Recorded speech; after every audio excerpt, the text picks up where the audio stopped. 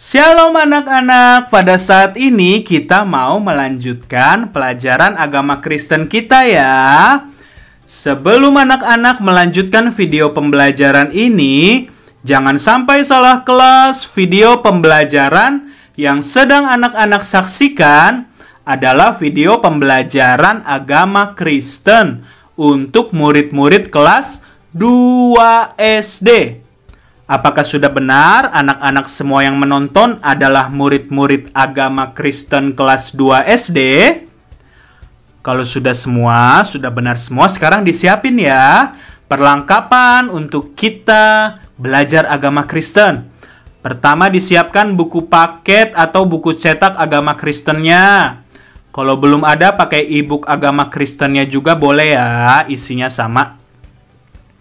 Lalu kedua disiapkan Alkitabnya. Disiapkan Alkitabnya. Dan juga yang ketiga siapkan buku tulis atau buku tugas agama Kristennya. Karena akan ada pertanyaan-pertanyaan yang Pak Sam berikan satu persatu selama video pembelajaran ini ya. Lalu siapkan juga alat tulisnya. Kalau sudah siap semua, kita lanjutkan pelajarannya. Tetapi kalau belum, di-pause dulu videonya dan disiapkan semuanya ya. Nah, anak-anak, sebelum kita memulai pelajaran kita dan membukanya dalam doa, masih ingat gak pelajaran yang kemarin-kemarin kita belajar tentang apa ya? Tentang apa? Menghormati orang tua. Ya, siapa itu? Ada papa, ada mama. Ya, harus denger-dengeran nasihatnya. Gak boleh bandel-bandel, gak boleh ngelawan. Gak boleh, apalagi gak boleh bosen kalau dinasehati. Kenapa ya papa mama kok suka ngulang-ngulang nasihatnya? Karena anak-anak juga kadang suka lupa. Jadi diingatkan kembali oleh papa dan mama. Nah, sekarang kita mau belajar untuk menghormati orang yang lebih tua. Ya, orang yang lebih tua itu berarti apa? Selain papa mama bisa apa aja?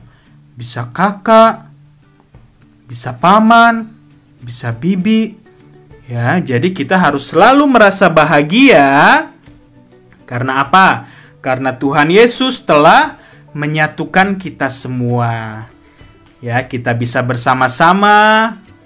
Ya, kita bergandengan tangan, saling menolong, saling menghormati. Ya, sehingga itu yang membuat kita selalu merasa bahagia. Jadi sebelum kita berdoa, kita nyanyi pujian ini yuk. Lagunya judulnya Hari Ini Kurasa Bahagia. Yuk anak-anak bangkit berdiri semua, ikutin gerakannya ya. Tapi harus sambil nyanyi juga. Oke? Kita mau memuji Tuhan, kita nyanyikan lagu Hari Ini Kurasa Bahagia.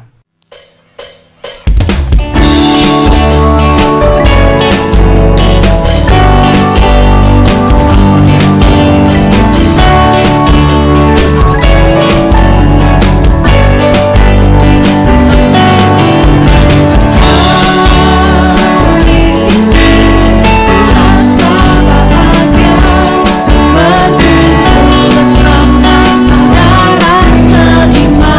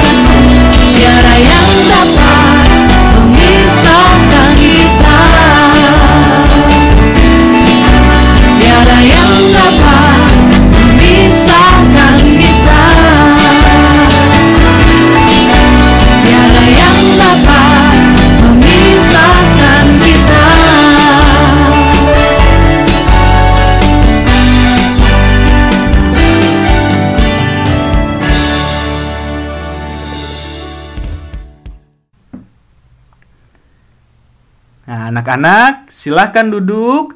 Sekarang kita mau berdoa ya, memulai pelajaran pada saat ini. Lipat tangan, tutup mata, sikap doa yang baik. Walaupun Pak Sam gak lihat, tapi Tuhan Yesus ngelihat kita semua ya.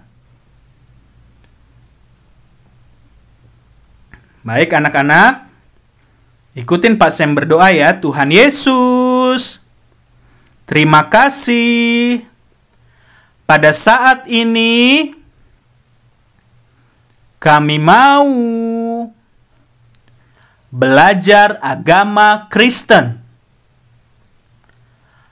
Berkati kami supaya bisa mengerti. Berkati Pak Sam yang akan mengajarkan kami. Dalam nama Tuhan Yesus Kristus. Haleluya. Amin. Puji Tuhan, anak-anak. Sekarang dibuka yuk buku paket atau e-book agama Kristennya, halaman 15. Halaman 15, kita masuk dalam pelajaran 2. Yuk dibuka buku paketnya atau e-booknya halaman 15. Pelajaran 2 judulnya apa ya? Yuk kita baca sama-sama, dibuka dulu bukunya. Lalu kita baca sama-sama ya judul dari pelajaran 2. Sudah dibuka, halaman 15 kita baca setelah hitungan yang ketiga. 1, 2, 3. Menghormati orang yang lebih tua di lingkungan sekitar. Sekali lagi, menghormati orang yang lebih tua di lingkungan sekitar. Ya anak-anak, kalau dilihat itu halaman 15 bagian bawahnya, siapa saja sih yang lebih tua usianya dari kita? Nah, kalau minggu-minggu kemarin kita sudah bahas tentang papa mama, sekarang kita mau lihat yang ada di sekitar lingkungan kita ya. Selain papa dan mama ada siapa aja? Ada paman, ada bibi, ada nenek, ada kakek, ada kakak, ada bapak ibu guru. Ya, itu namanya orang yang lebih tua dari kita. Ya, anak-anak, dan itu pun harus sama ya, harus kita hormati juga. Nah, sekarang coba yuk kita lihat buku tulisnya, ditulis ya soal nomor 1. Soal nomor 1. Soal nomor 1 apa ya? Ditulis ya soalnya, jangan jawabannya aja. Soal nomor 1 ditulis. Nah, ini ya soal nomor 1. Di pause videonya, ditulis soalnya di buku tulis, dan langsung dijawab. Ya, sebutkan 3 orang yang lebih tua usianya dari kita. Tadi ada beberapa yang Pak Sam sebutkan, sekarang anak-anak sebutkan 3 aja. Ayo siapa tuh? Ditulis soal dan jawabannya. Kalau sudah, sekarang kita mau melihat ya, buku paket dan e-booknya dibuka lagi. Halaman 17. Ya, halaman 17. Kita mau melihat seorang tokoh Alkitab. Tokoh Alkitab yang bernama Paulus. Nah, ini nih Paulus. Ya, seorang pria tokoh Alkitab bernama Paulus. Perhatikan ya, Paulus ini dia lahir di kota Tarsus.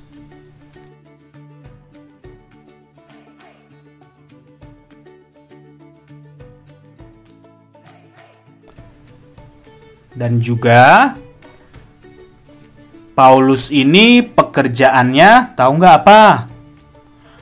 Pekerjaan Paulus adalah pemberita Injil. Ya. Jadi pekerjaan Paulus adalah pemberita Injil.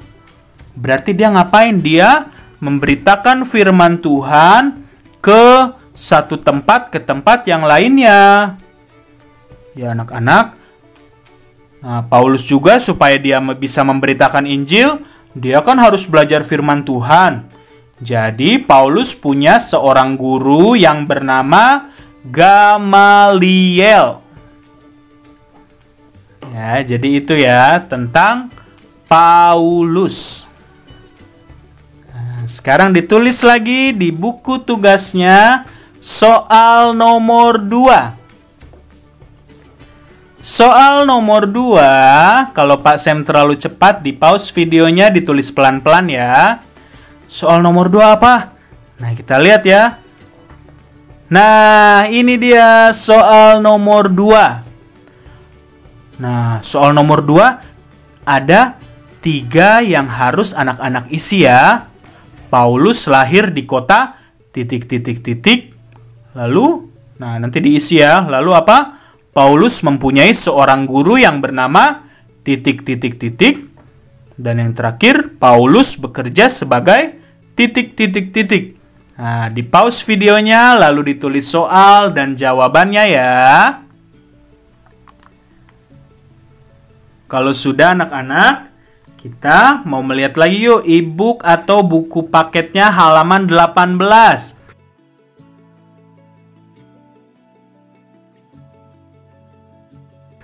Nah, ini ada tokoh Alkitab yang kedua bernama Timotius.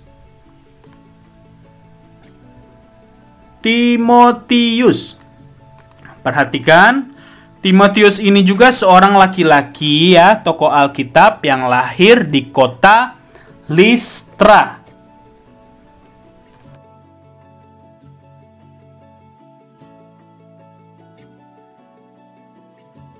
Kemudian Timotius pekerjaannya apa?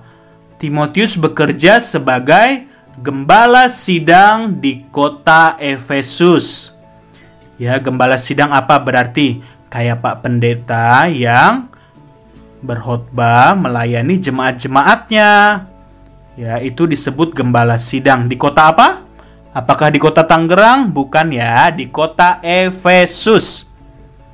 Nah, dan Timotius juga supaya dia bisa menjadi gembala sidang, menyampaikan firman Tuhan dengan baik, maka dia belajar dari gurunya. Siapa ya nama gurunya? Nah, ini Timotius mempunyai seorang guru yang bernama Paulus. Nah, yang tadi ya. Jadi,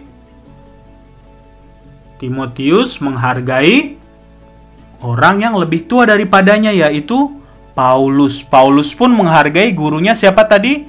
Gamaliel. Ya, anak-anak, sekarang ditulis lagi yo di buku tugasnya. Soal nomor 3, kalau Pak Sam terlalu cepat di pause, ditulis pelan-pelan ya. Soal nomor 3.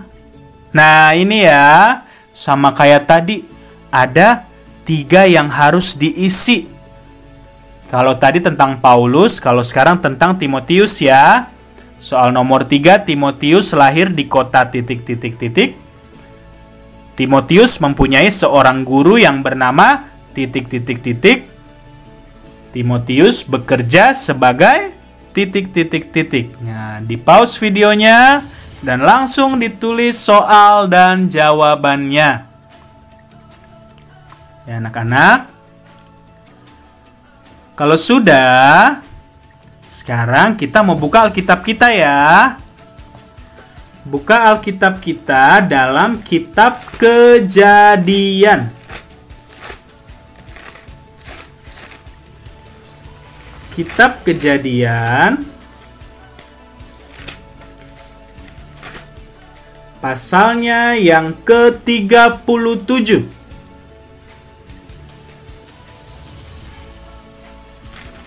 Yuk dibuka Alkitabnya, Pak Sam juga buka Alkitab nih. Kitab Kejadian pasal 37.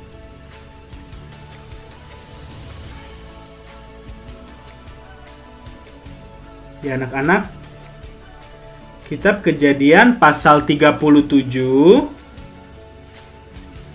ayatnya yang ke-24. Kita baca sama-sama ya, Kejadian pasal 37 ayat 24. Setelah hitungan yang ketiga, kita baca sama-sama ya. 1, 2, 3. Dan mereka membawa dia dan melemparkan dia ke dalam sumur. Sumur itu kosong, tidak berair. Anak-anak tahu nggak ini cerita tentang siapa ya? Nah, perhatikan. Jadi, ayat yang tadi kita baca itu tentang siapa sih yang dibuang ke dalam sumur? Ya, perhatikan. Jadi pada suatu hari ada seorang bapak yang bernama Bapak Yakub. Ya, dalam Alkitab diceritakan seorang bapak bernama Yakub.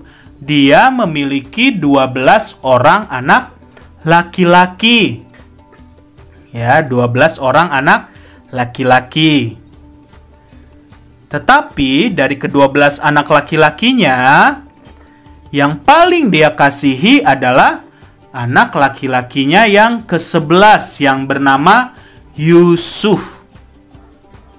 Ya, anak-anak, Yusuf ini sangat disayangi oleh Yakub, ya, oleh ayahnya. Bahkan ayahnya pernah memberikan jubah. Apa itu jubah? Jubah kalau zaman sekarang seperti pakaian ya, tetapi kalau dulu pakaiannya langsung satu kali sampai ke bawah gitu ya, tidak ada celananya, jadi langsung menjadi celana sekalian panjang seperti itu ya. Jubah pakaian orang-orang zaman dahulu. Ya anak-anak, tadi apa? Yakub memberikan jubah yang indah untuk Yusuf. Akhirnya, karena Yakub sangat mengasihi Yusuf, kakak-kakaknya Yusuf ini mulai iri hati dan kesal kepada Yusuf. Sehingga kakak-kakaknya ada berapa orang berarti? Ada 10 orang ya kakak-kakak laki-lakinya. Jadi Yusuf kan anak ke-11. Dia mempunyai 10 orang kakak laki-laki dan punya 1 adik laki-laki. Nah, 10 kakak laki-lakinya ini iri kepada Yusuf. Mereka benci kepada Yusuf. Karena Yusuf paling disayang oleh ayahnya. Akhirnya apa? Mereka menjual Yusuf. Ya, anak-anak pernah melihat gak ada orang jualan? Jualan apa? Jualan permen, jualan siomay. Nah, ini yang dijual apa? Yusuf yang dijual. Waduh, Yusuf kan bukan siomay, tapi malah dijual sama kakak-kakaknya. Sehingga kakak-kakaknya mendapatkan uang dari hasil menjual Yusuf. Tetapi kita melihat apakah Yusuf benci kepada kakak-kakaknya? Sama sekali tidak. Yusuf tetap sabar dan tetap mengasihi kakak-kakaknya. Anak-anak, dan juga ada yang pernah dengar nggak ceritanya di sekolah minggu? Atau waktu kelas 1 waktu itu? Ceritanya bagaimana? Setelah dia dijual ke Mesir, ya, apa yang terjadi?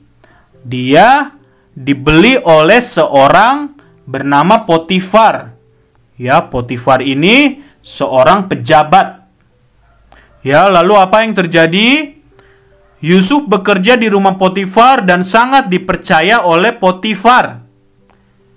Ya, sangat dipercaya oleh Potifar. Potifar bilang, "Udahlah, seluruh rumah ini aku percayakan sama kamu Yusuf. Pokoknya kamu yang urus ya." Wah, udah senang dong hidupnya Yusuf ya. Namun apa yang terjadi? Istri Potifar ini, dia menuduh Yusuf melakukan hal yang tidak baik. Ya. Dia menuduh Yusuf sudah melakukan hal yang jahat kepadanya. Padahal Yusuf tidak melakukan apa-apa. Akhirnya Yusuf dipenjara deh karena dituduh yang gak benar sama istri Potifar. Yusuf menderita di penjara. Namun singkat cerita apa yang terjadi anak-anak? Pada saat itu raja di tanah Mesir yang bernama Firaun, dia bermimpi sesuatu dan tidak tahu artinya. Tetapi Yusuf diberikan karunia oleh Tuhan sehingga Yusuf bisa mengartikan mimpi dari Firaun. Akhirnya Yusuf yang tadi dari penjara Dia keluar dan dia bertemu dengan Raja Firaun dan menjelaskan arti mimpi Firaun. "Oh, Raja Firaun," ya, kata Yusuf. "Mimpi raja berarti nanti akan terjadi 7 tahun masa kelimpahan. Ya, jadi bakal ada panen, semua bahan-bahan makanan akan melimpah. Tetapi setelah 7 tahun itu terjadi masa kelimpahan, maka akan terjadi 7 tahun masa kekeringan. Ya, bahan-bahan makanan bakalan habis, tidak ada tanaman-tanaman yang menghasilkan bahan makanan." Anak-anak, lalu apa yang terjadi?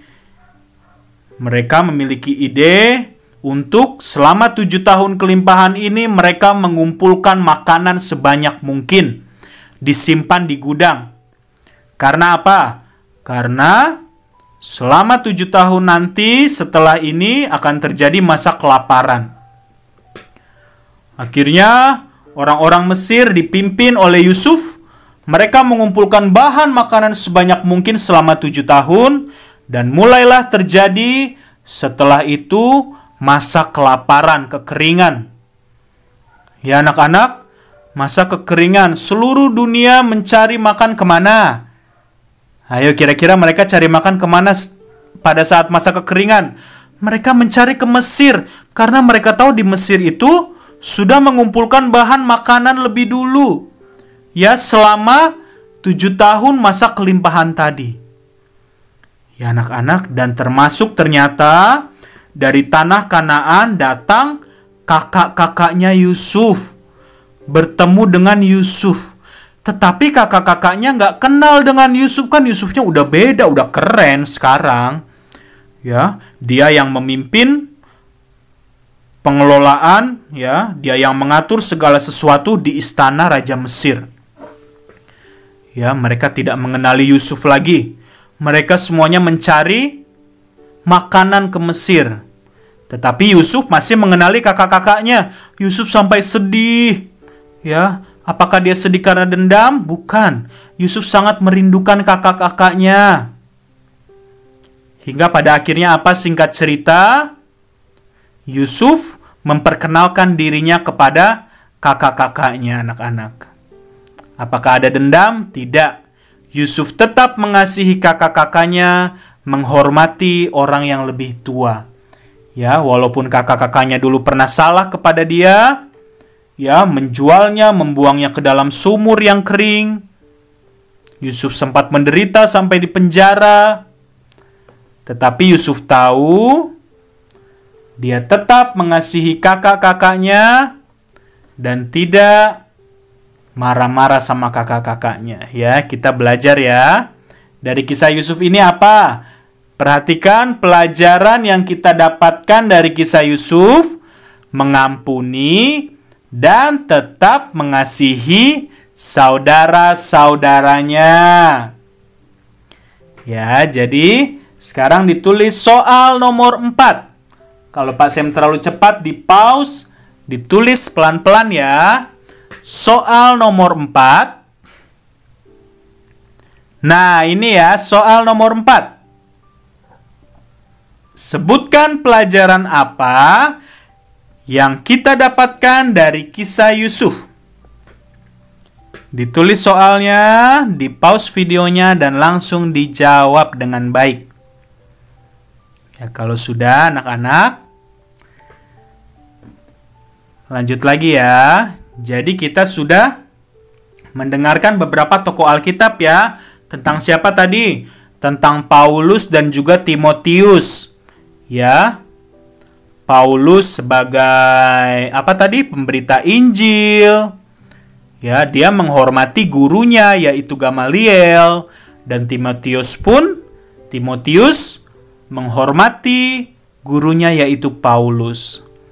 Ya, juga terakhir tadi kisah tentang Yusuf yang tetap menghormati, bahkan mengampuni dan mengasihi orang yang lebih tua daripadanya. Tidak lain adalah kakak-kakaknya.